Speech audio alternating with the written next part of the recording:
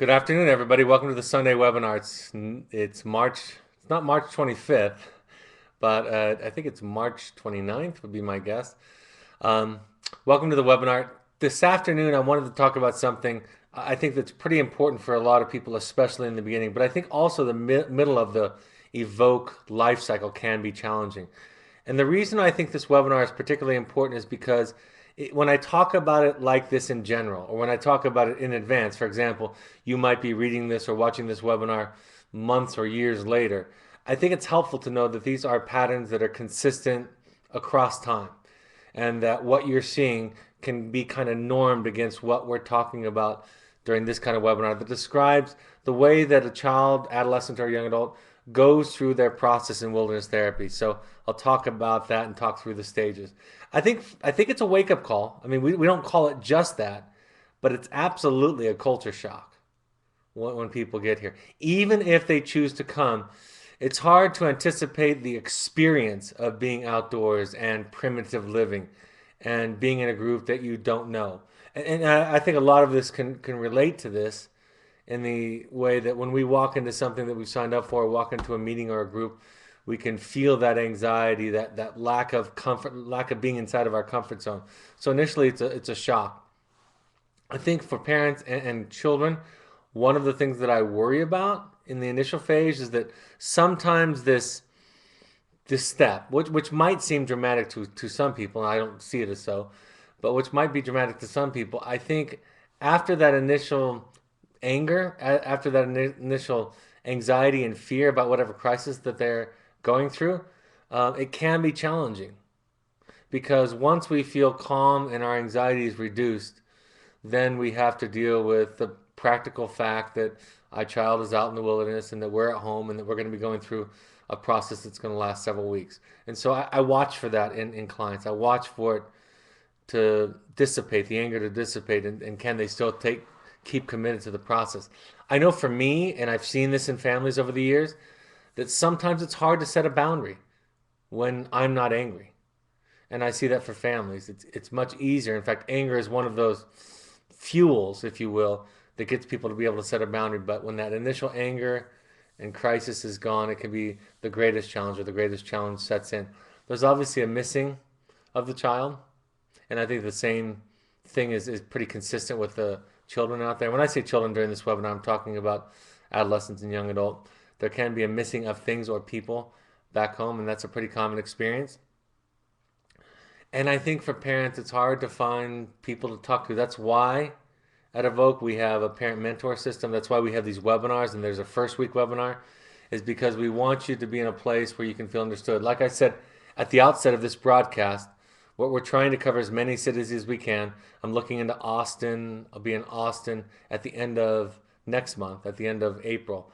I'll be in New York City on Wednesday and in Philadelphia on Tuesday, and then we have some Southern California and Northern California ones, and then we'll spread it out. But the point being this, we're trying to provide as many settings for people so they can be in a room with people that they don't have to over explain themselves to, that just get them, that know what it's like to wake up on a Tuesday morning at 3 a.m., introduce your child to two strangers and ask them to go to a program, or for your young adult to walk away in a different kind of fashion.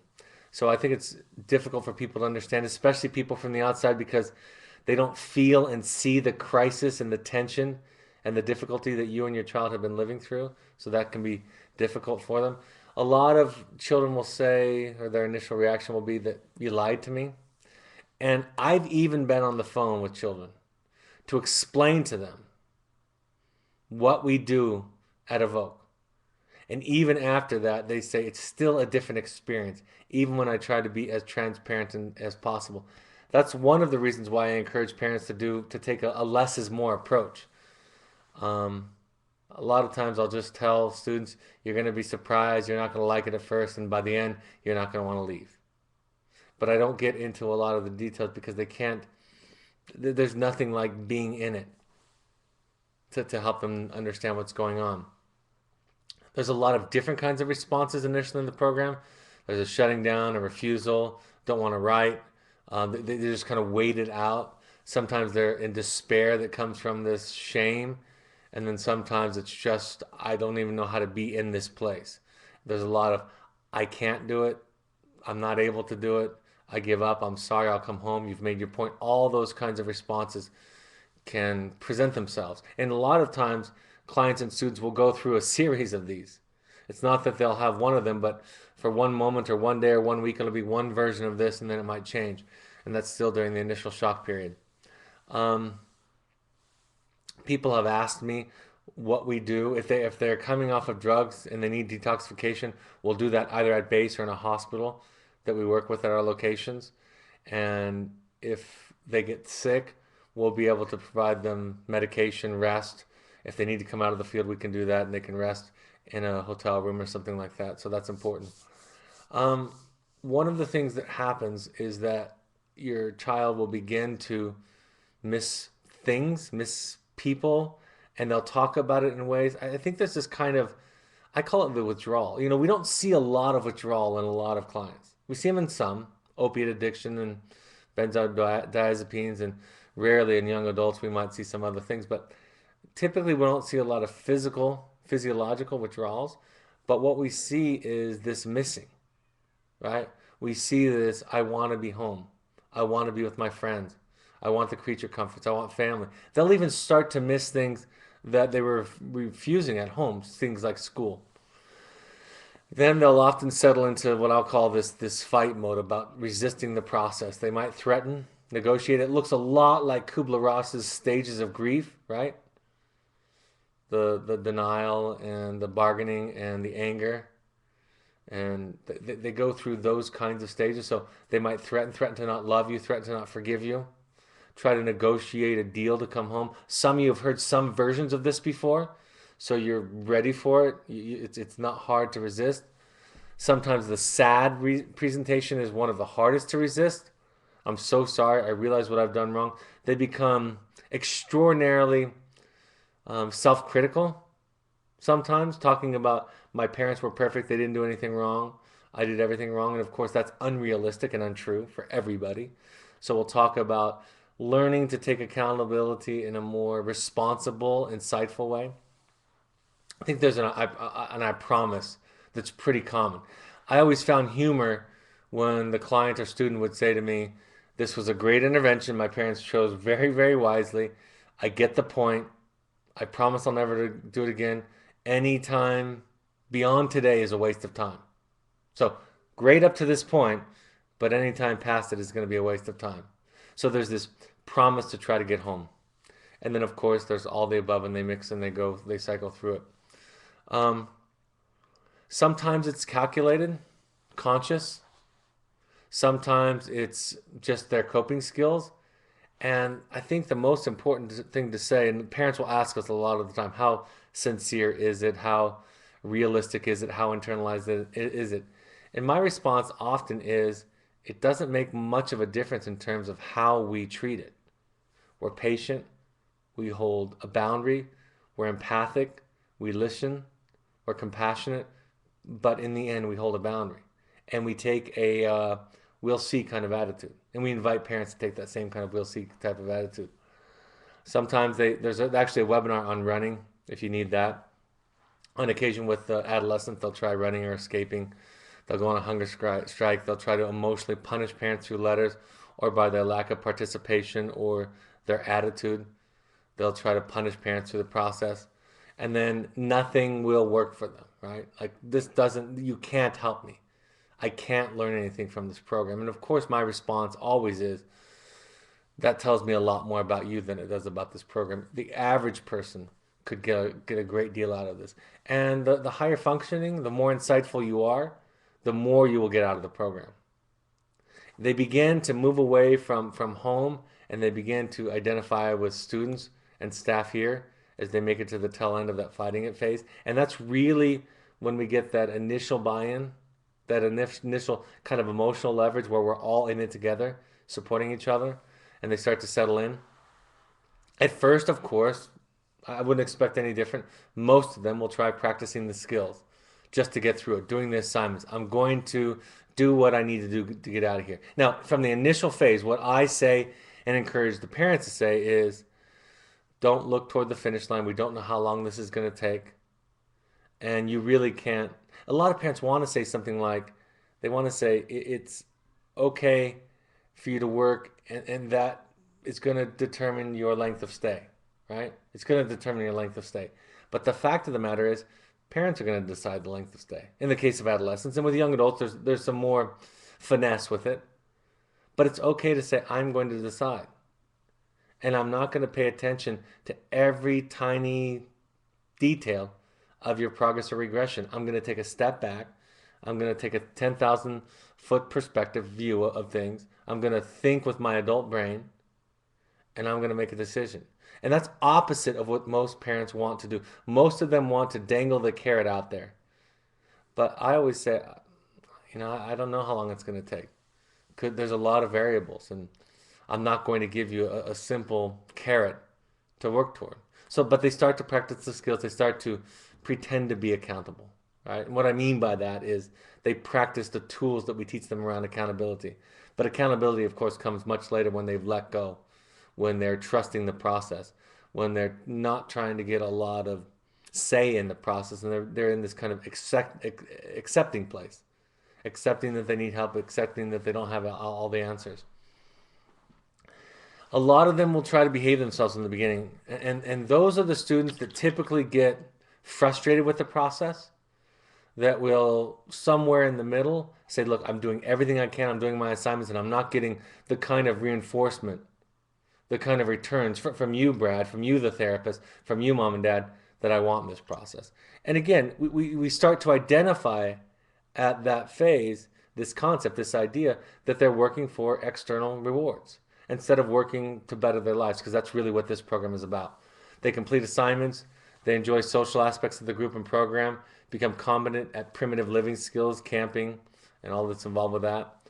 They can give others feedback with insight pretty early on in the process. This is the joke that I constantly tell parents. They already have your lectures memorized because early on in the process, they're giving those lectures to their peers.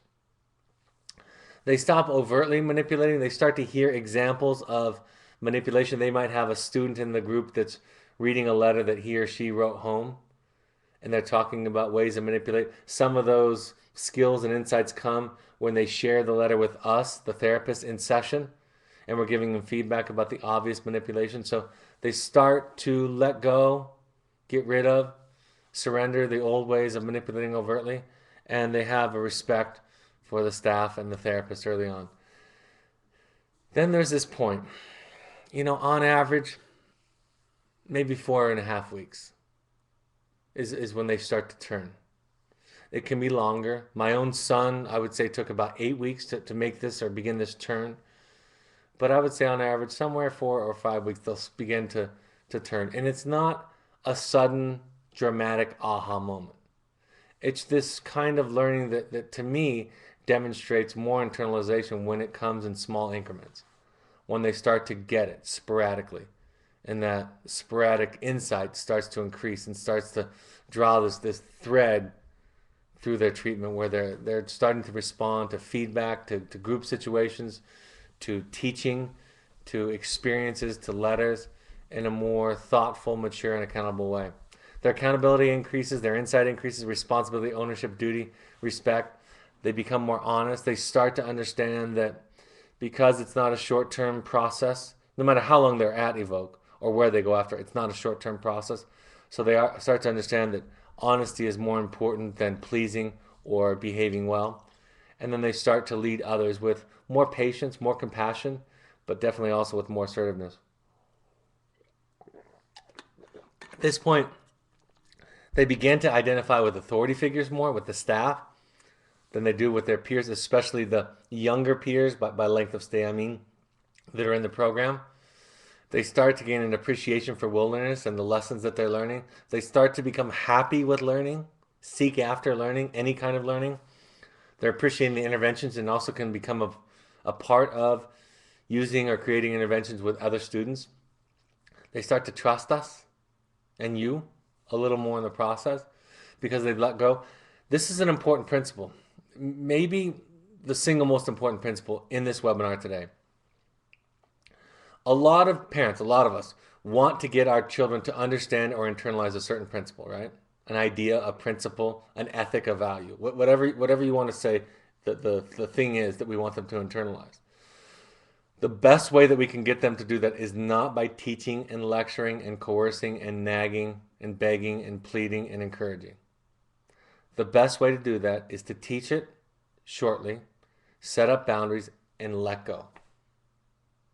And when we do that, the child begins to realize, because he's not or she's not in this dance with parents and authority figures that's manipulative or coercive, or that's a power struggle, they realize, if I can't control my circumstances, then the only thing left is for me to control myself. In fact, that quote's on the front of my book by Viktor Frankl. If I can't control my circumstances, the only thing left is to focus on controlling myself. They start to become happier. The pictures coming home, the letters coming home, start to sound happier. We always say that the surest way to make an Evoke therapy student frown is to show up with a camera. Because that's the early part of the program, where they're trying to make you pay for their unhappiness, make you feel responsible for their unhappiness, tempt you and trigger you into rescuing them from their unhappiness or feeling guilty, so that somehow you'll ease up on the boundary or the intervention. But they start to be happier. They start to feel safe. They start to feel safe emotionally in the group. And they start to get this sense of liberation, because they've learned to shift their locus of control from the external, that is, what happens to me, to the internal, which is, it's what I do with it. And then they realize they've tapped into, like all of us long for, it's a spirituality, it's an existential freedom. They start to tap into the most important sense of feeling free, which is, I am going to focus on me. My project is me. I'm going to focus on changing. And then they start looking in their pictures and sounding different on the phone calls, if you have them by that chance, which in most cases, that's about the time you'll be having a phone call. Now, let's talk about regression, because it not only is it normal for every human being, and for our clients and students, it might be more normal, if you will, but we want it to happen. We want them to experience it while they're at Evoke. And I've learned, for doing this for 20 years, if everything goes well here, and they end on this peak, this high, then when they do regress, because everybody will experience stages of that, then everybody thinks it's because of the new setting. And they'll talk about wanting to come back to Evoke and wanting to go back to the experience. But we want them to experience it while they're here, so that we can talk about it, deal with it, internalize it, digest it, make sense out of it. And every act or phase of regression is not the same. And so we don't treat it the same. We treat it based on how able, how willing, how capable they are of making meaning out of that mistake, out of that regression, out of that old brain, that old behavior. They start to talk toward the end about being bored.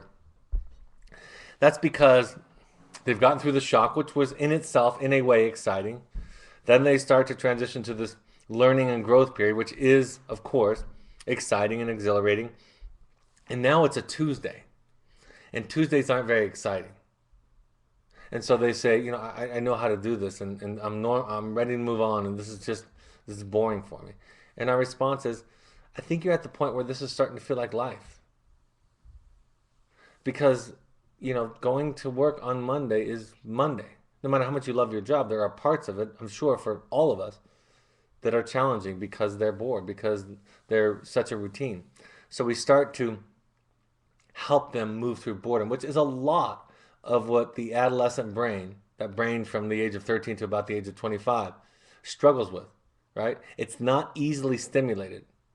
It takes a lot more stimulus for the adolescent brain to get a sense of exhilaration or excitement or happiness than it does the adult brain. We know that.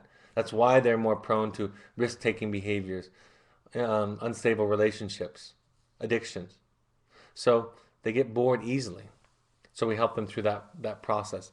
They start to relax, let down their guard, stop trying to impress. And we start to see pieces that are going to be themes for their therapy for the coming months, if not years. A lot of times, this is a point where we can highlight, what were you working for? Were you working for the short-term gain? And I mentioned that already in a couple of stages. but that's an important part of it. I think the greatest challenge and probably the most consistent skill that we ask parents to use at this phase or at these stages are when we talk about getting out of all or nothing, good or bad, right and wrong, black and white thinking. In fact, families that were interviewed in the study that I've referred to before that identified themselves as successful, the number one thing was this ability to avoid black and white, all or nothing thinking. And to say, well, we're not back at square one. We're not back at zero. Yes, this looks like and sounds like some of the things that remind me of zero, but you can't go back. We're different. You're different. It's different. So that's an important part of it. They start to consider themselves, become more self-aware. I think for parents, it's a period where the feelings, I think for everybody, the feelings that are deeper beneath the surface are things that they start to have to deal with because it's not about doing at this place, it's about being. And then we move toward transition, and that can happen with a variety of trajectories. I talk about this idea that they move from denial to basically resignation to acceptance to buy-in to self-motivation. That's kind of a phase that we'll look at the student who goes through this process. Um, but, at this point, we're talking about getting them ready for the next step. And one of the things that makes us successful all the time is that because we're not just a therapeutic program, we are that, but we're also an assessment program.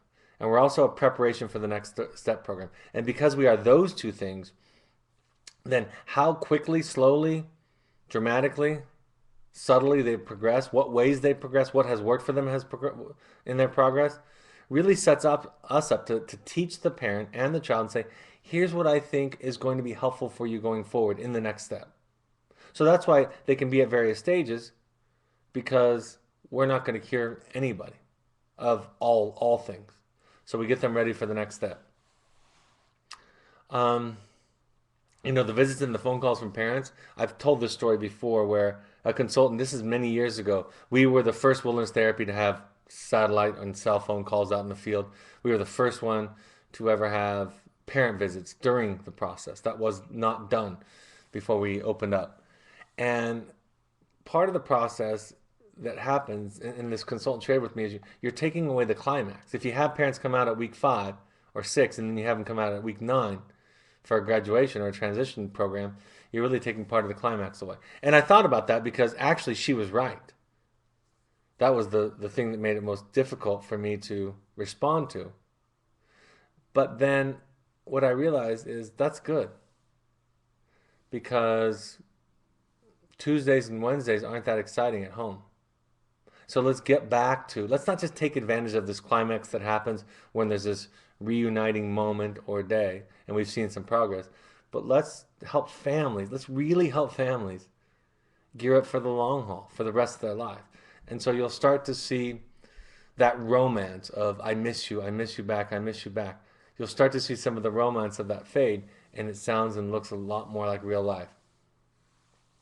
A lot of times they get to this places they're getting closer and getting eager to leave, is they want to be anywhere but here. And that goes back to that idea of withdrawal.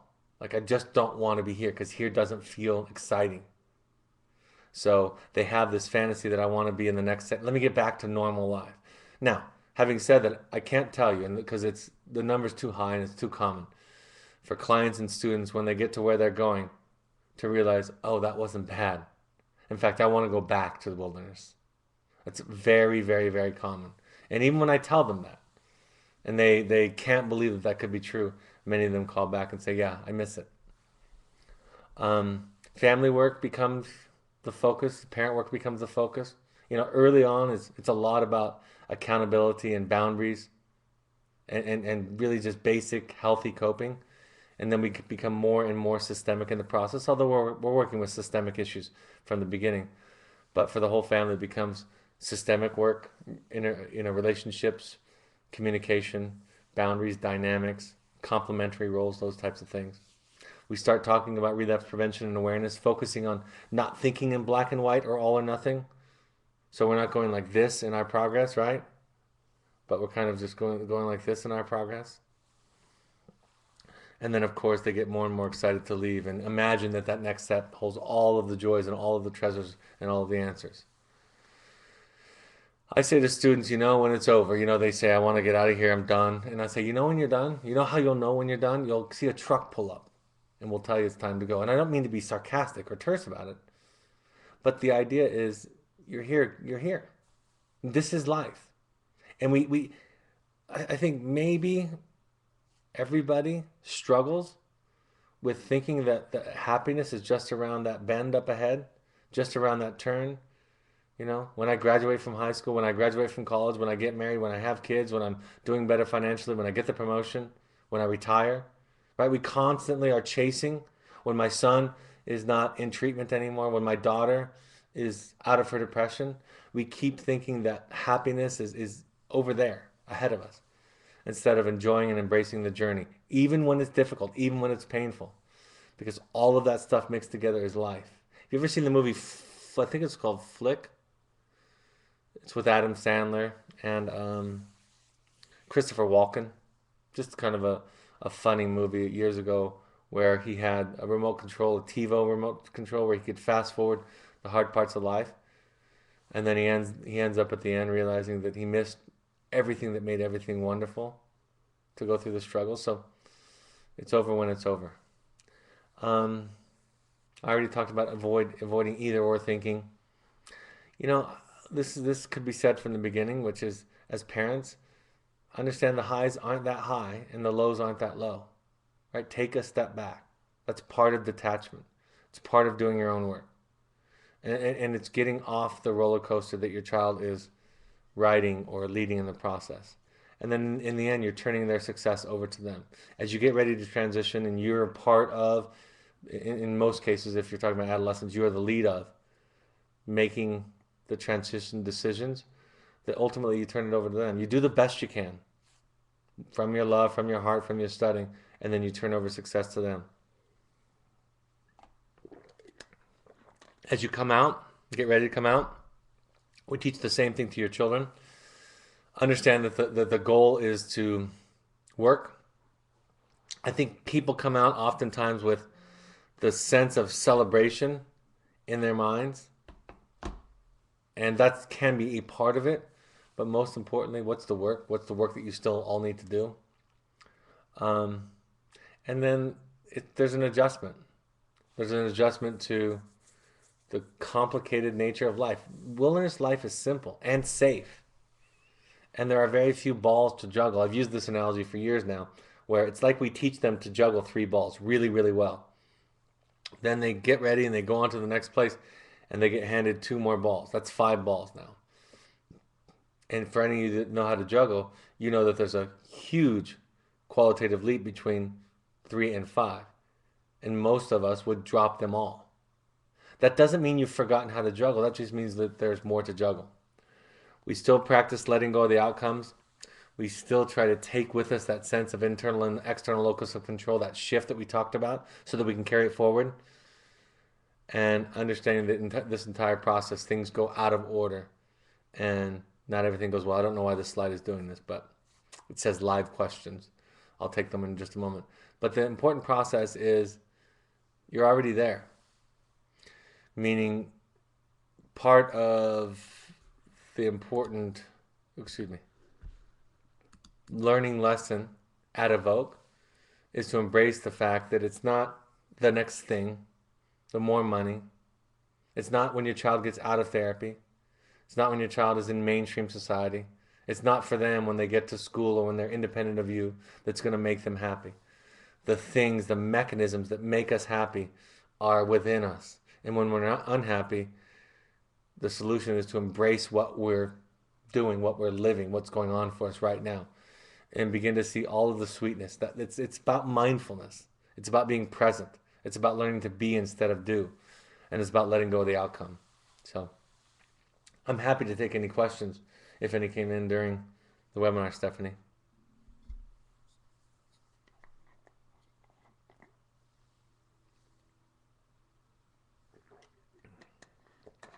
About 80%. What percentage of young people leaving your wellness programs are end up going to a residential program of some type? About 80%. I'll say this because I get asked, this might be the most common question I get asked. Um, the reason that is because of our experience. It is not our theoretical orientation. Okay? What I mean by that is I'm not trained, there's no education in school or in psychological theory that says that this ought to be true, what I just shared with you. But my experience has shown me over the years that for most of our clients and students that going on to a therapeutic school or program or transitional living um, place is a better treatment plan for them. And that's because of the tens of thousands of students that we have seen over the years. So that's what I mean by that it comes from experience. Some people say, well, you have a bias. And I say, yeah, I have a bias. I do. After seeing thousands and thousands of cases, I do have a bias that comes from that experience. But again, you're going to take every client and child individually.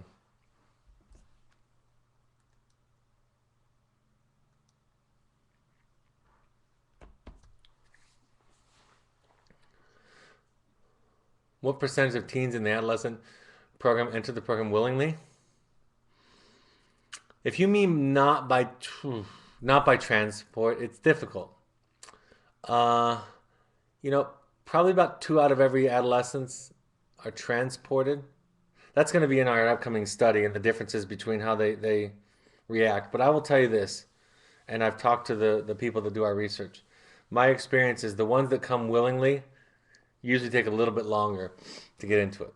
Interestingly, the ones whose parents just set a boundary and use transports or escorts, which is a very respectful and compassionate approach, very clear approach where the intervention starts at home with the parents, they tend to get into it better. It usually takes the ones that come willingly a week or two extra to buy in because they'll say things like, "Well, this isn't what I thought, and I should be able to talk to my parents now, and I should be able to come home. And if my parents knew what this was, they wouldn't have me here. And I chose to come here, and now I can choose out." So, it's in my experience is just bottom line is people that are transported do better early, and that's not always the case, of course, but that's a trend that I always saw. Do you think that same process holds true once they go to RTC? It seems like my son is repeating the stages in the RTC. It's like we are starting over again. After 3 months there, our therapist just told us that more baggage has arrived at his school. Yeah, I think he'll do that when he comes home too. I think it's like every time there's more freedom, temptation, distractions, complexities, we go through some of these phases. And so it's like testing it all over again, testing it in themselves, testing you, testing the system, testing the new people. And each phase, it's more complex, it's a higher level, but I think the phases repeat themselves over and over again. Absolutely, good question. And the reason that we do it in stages like this is because we see this. Because it's too big of a drop off. Wilderness therapy is so therapeutic, you guys. It's so contained. It's so safe. It's so sterile, and I don't mean that physically. I mean that structurally. It's so sterile from the outside world. So supervised. And so these other settings can be great steps along the process. It doesn't have to be, but that's what we tend to see. How does this process differ with adults that don't live at home? Um, the finesse of adults is that you're getting more, you're trying to, needing to get more buy-in. The thing that is similar is the number one variable. Again, that's just saying the number one variable doesn't mean that it's true every time. The number one variable that contributes to adults successfully going through this process is a parent putting their foot down and saying, no, I won't support you and you can't live at home. I love you, but I won't support you in the old ways. And so the therapist will work with the young adult. They're looking for that buy-in. They're looking for that investment. They're looking for that ownership. And as they see that, then they're using the peer group and the staff and themselves to encourage the young adult to choose it. And when that is backed by a parent saying the same way they can with an adolescent legally, you have no other option that I will support, then young adults will move towards that same kind of situation, that same kind of choice, that same kind of choice that would be made for an adolescent. So, and then they have some say in the setting more often. Usually parents will narrow it down or will work with a consultant or a referent to find out what is the best setting. And then young adults will shape that a little bit more, but all of that will still be made in almost all cases with the parents' ultimate seal of approval. So that's what happens a little bit more common. Adolescents can do some of that discussion and dialoguing around what they like, what they want, but that's more dependent upon how bought in they are and how much the parent takes the suggestion and request of the adolescent depends on how much the adolescent is bought in. The ultimate buy-in is when anybody says, all of my choices got me here. I don't know what's right for me. I thought I knew, so I'm going to trust you, my therapist. I'm going to trust you, mom and dad. And yeah, I'm going to talk about it with you, but I'm going to trust it. And ultimately, the thing that's going to make me make it or not, happy or not, is me. When we start to hear that kind of thing from an adolescent, then of course we're more likely to listen to their choices and requests and desires.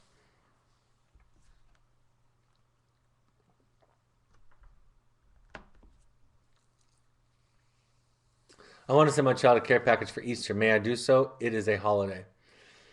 I would ask your therapist. It's different for each therapist. I typically didn't. I think a card would be fine. And they'll do something. They do something on all of the holidays. They did something on St. Patrick's Day. They'll do something on Easter. They do something on Passover. So um, I would ask your therapist. I can't answer that because it would be different for every group, for every student, for every client, and for every therapist. So my answer would be send a card, a meaningful card, maybe pictures, but candy, food, kind of the things, if you will.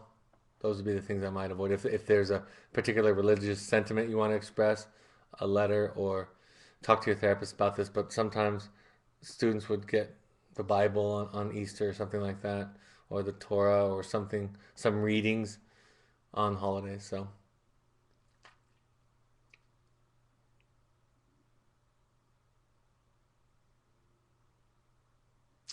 are kids that come to you after struggling in a therapeutic residential setting able to successfully reset, reset back into that original program? Great question. I would say, I'm just going off the top of my head, 75 yes, 25 no. 75% yes. I'd say three-quarters of the time yes. And what you have to do when you're the therapist and the parents, you have to take a step back and not get invested in it one way or the other. Because if you do, you're going to invite a power struggle. And whatever they were struggling with at their last setting, oftentimes for them, is being triggered by something about the setting that they didn't like. So you give them some time to sort it out. You do the work that we do at Evoke. And then you start talking with the program, the people there, and the parents, talking about what they need to do to get back. But many of them will say, I don't want to go back. So that carrot that you're offering me, it's irrelevant because I don't want to go back. So then you take a step back and you talk about it with them. So I'd say about 75 yes, 25 no. I'd say about 50-50 they come with us saying that they do or don't want to go back to it. And so we improve that number by about a quarter. And again, these are all just off the top of my head, just my gut, my experience, my exposure. So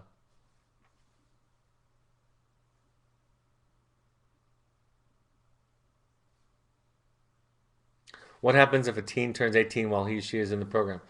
We transition them over to one of the adult groups. And we have about a 90% success rate of them buying in and signing themselves in the adult group. And at both of our locations, we have adult groups. So we have a whole process. We oftentimes do it by ceremony, by walkabout. We involve both therapists, the old one and the new one. We have all kinds of rituals around it. We ask them to sign in their paperwork because they have to sign their paperwork. And to date, we have about 90% success rate. 9 out of every 10 students. At one point, we were 100% for the first couple of years, but we've had more numbers since then. So about 9 out of 10 students will do it. And your therapist will prepare and guide you for that. But again, you're trying to increase and facilitate buy-in before that process. before the 18th, the magical 18th birthday when everything is going to change. At least they think so. How do you treat the medical problem of depression differently than choice and behavioral problems like substance abuse and other behaviors? Well, the first point is a lot of people wouldn't necessarily say that behavioral problems and substance abuse and other behaviors are choice, not consciously, right? There are brain structures that lead to depression, that lead to addiction, that even lead to other behavioral problems. So the distinction isn't as clear as you might think. But the answer is, with depression, we'll see if they need medication. We use cognitive behavioral therapies. We're informed by dialectical behavioral therapies. We look into history, so we use dynamic therapies. We use readings, coaching tools, communication tools. But again, it's everybody, and then some of those same theories are applied to, for example, dialectical behavioral therapy is a wonderful approach for mood disorders, severe mood disorders, and also for substance abuse disorders. So you use everything and you find out what works. You use group therapy, you use teaching, coaching, you use the cognitive behavioral model where you're teaching people the relationship between their perceptions and thoughts and their feelings. You're teaching people of their triggers. You're teaching people of their diagnoses. You're teaching of the origin of it so they know how to compensate for it. So you'd be surprised to know that while I can speak to depression and substance abuse, and there are webinars on both of those, that in a group, it all feels very similar, right? It all feels very similar. And many people have comorbid, meaning concurrently they're experiencing two diagnoses at the same time or parts of them. So a lot of the same kinds of things. Of course, you're going to use medication for depression as you wouldn't use it for substance abuse typically. Not often for behavioral problems. Although behavioral problems, agitation, oppositionality, and anger is a very common presentation of depression in the adolescent brain. My son's best friend wants to send him a letter. This friend is the only positive peer in his life. Have you had this happen before? All the time. But still, we start off with parents, then we start extending it out to siblings, other family members, and close friends that are positive of the family and of the individual. So my answer is you got to talk to your therapist because I don't know what stage they're at in the process. I even got to the stage with many of my students where I was having the negative peers write them because I wanted to see how they would respond to that. But that's a more advanced level. But we start off very, very narrow and then we expand the circle as we go. So it just depends upon where. I mean, he can write it and you can have it in your hand, talk to your therapist about it, but your therapist at Evoke is going to guide you when they think that step is a good step, is the next step for your child. But that's very common.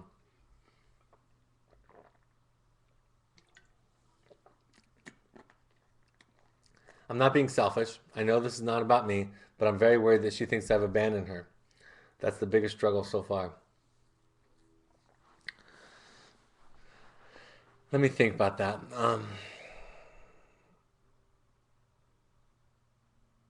Well, she'll know you haven't then over the long run. She might think it because on the surface it might look like it is to her. But if you're saying is true, and by the way, I don't use the word selfish, so I'm not sure how to talk about it in that way. But um, if you don't abandon her, she'll know it. That's the answer. If you want to convince her that you haven't, it's going to take longer. If you need her to know right away that you haven't, need to try to talk her into it, it's going to take longer. So my answer is abandonment would be at any point when we stop paying attention to the child and their needs and giving it to them. And if this is what your child needs, which I assume that it is, then you're not abandoning her. Now, she might not like the proximity, the distance, the boundary, the limit, but that's going to be a common experience for most of our clients and students. That distance is going to be painful. It's going to feel like emotional distance, and it's not.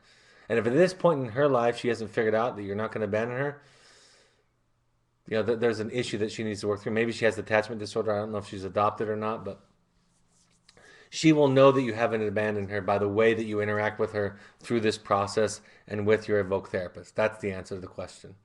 And if it's not about you, if it's not about you needing to be the parent who doesn't abandon their children, then you're in a good place. If it's about being a bad parent, then that's about you. Then, as for all of you, then we're putting our esteem, our parental esteem, in the hands of our children to take care of us. And we need to learn to take care of ourselves at this point in life. So, but the struggle makes sense. It's hard. I've done it. I know what it feels like. How many adolescents returned to the wilderness after leaving? Oh, so I had 1,000 on my caseload, 1,000 adolescents on my own caseload, and 15, maybe 10 of mine. Not very common at all. Some therapists like it more. I didn't like it a lot, although every time I had it, it was wonderful. Um, Sometimes it's a comfort thing. Sometimes they want it, but sometimes it's necessary to revisit. But it's a so what is that? That's like 1%.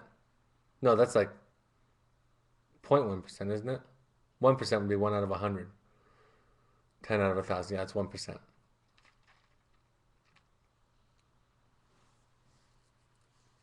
for me.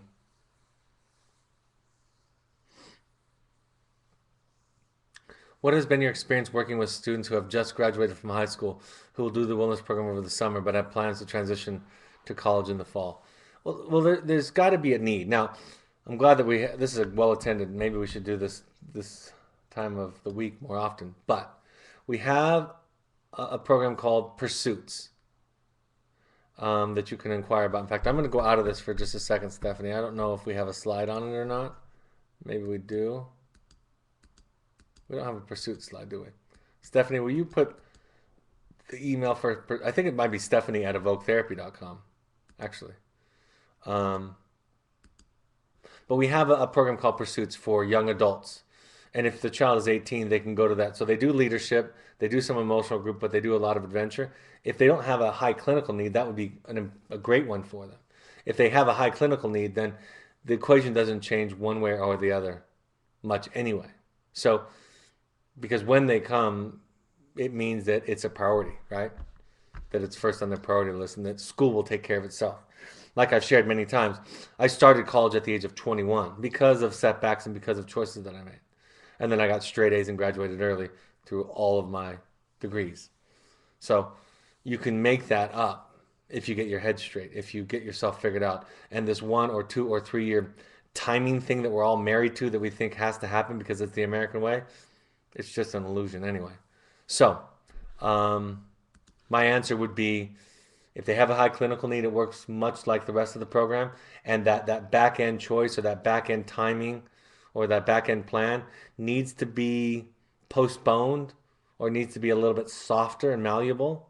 If they don't have a clinical need, the Pursuits program would be a great option for them. We do that in the summertime, 28 days.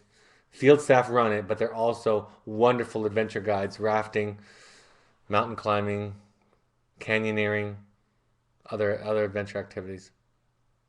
World class.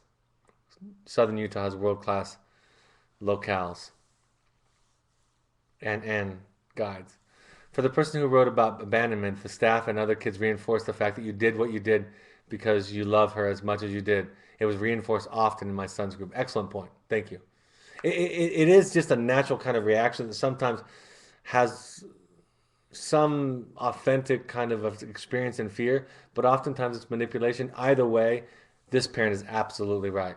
The rest of the peers and the staff remind them reasonably, logically, all the time that they did this because they love you.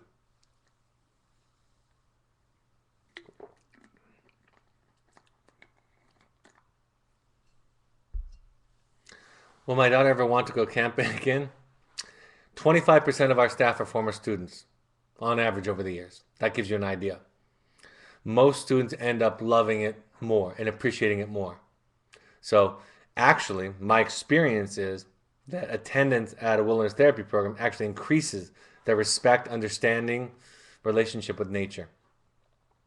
And remember, the threats that they make, the things that they say in their adolescent brain, no matter what age we're talking about now, in their adolescent brain are reactions and attempts consciously or unconsciously to manipulate and punish you. So,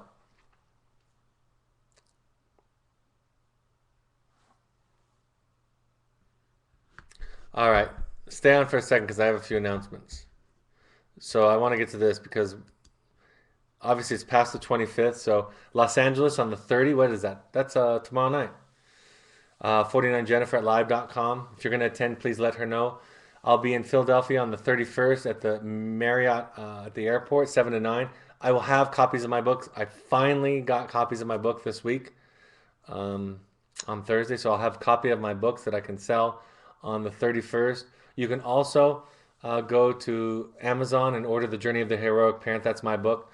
You can order it. It basically is an overview of all of my philosophies of parenting, of course, written down and taken from many of my favorite webinars.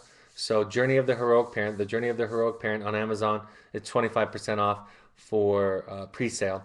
If you're in Philadelphia or New York, I'm going to bring they gave me some early copies, so I'm going to bring those. I think I have about 45. So when they're gone, they're gone. You can RSVP to Stephanie at evoketherapy.com. I'll be at the Marriott, the Courtyard Marriott in New York City, which is 1717 Broadway, 54th and Broadway, and then at the Airport Marriott in Philadelphia. Here are the meetings we want. It's part of our program. We ask parents to go to 6 of these meetings. And then please follow us on social media because we're making announcements about parent groups, parent meetings, other activities, blog entries, things like that. I'll be announcing my speaking engagements, and when I have appearances that are more national related to my book, I'll be announcing them on our social media there. At Evoke Therapy for Twitter, Evoke Therapy Programs, the new name for Second Nature and Cascades is our Facebook name, and then there's our blog there. If you're going to buy a book, including my book, you can go to this page, the Amazon Second Nature alumni page, and it's the same price as on Amazon. Only 10% goes to 10% of that goes to the charity to help families who can't afford treatment. So I'd love it. My publisher asked me to publicize my book because it's the last couple of weeks of pre-order. So I'd love to have some pre-sales. Upcoming webinar, I haven't decided yet. I think it's the 6th of April, although I didn't have that down here, Stephanie, but you can confirm that, and we'll send out an announcement soon because I'm going to be on the East Coast all week next week. All right, folks. Thank you for everything. Thanks for joining me on a Sunday. I think I'm going to do more weekend and Sunday webinars in the future because we had really good attendance. It might be a good time for families. Have a great week. I'll see some of you in Philadelphia and in New York this week with my book. Take care and talk to you next time. Bye-bye.